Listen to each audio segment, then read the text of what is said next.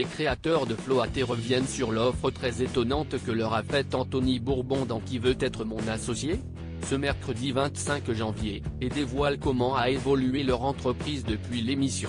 Les créateurs de Floaté ont fait le bon choix.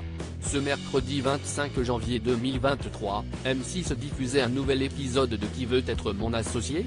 Avec, au casting, Thibaut et Philippe, un duo d'entrepreneurs venus présenter leur t-shirt pour enfants Tantinoyade.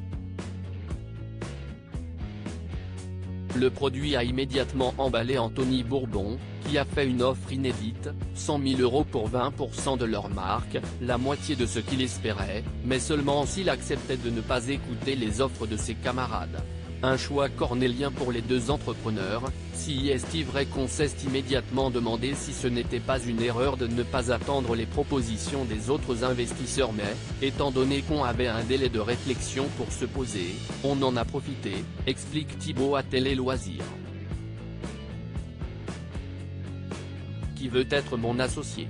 Les créateurs de Floaté prennent Anthony Bourbon à son propre jeu. Le Toulousain raconte également la façon dont se sont passées les concertations avec son associé. Moi je lui ai dit, je pense qu'il est en train d'essayer de faire un braquage et donc qu'il y a de meilleures offres qui viennent derrière.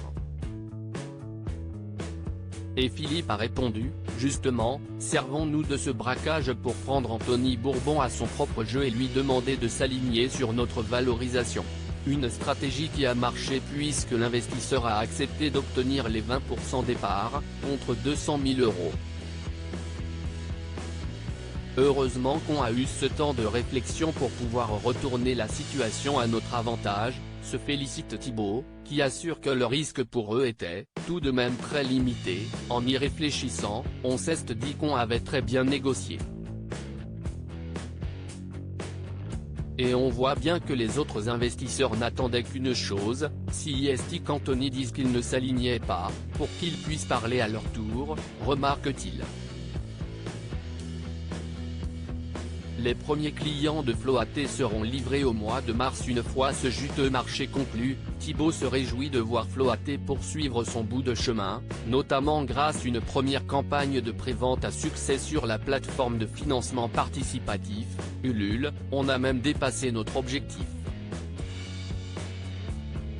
L'entrepreneur confirme aussi que la fabrication des t-shirts est en cours et que les premiers clients seront livrés au mois de mars, donc tous ceux qui passent commande jusqu'en mars seront livrés avant l'été.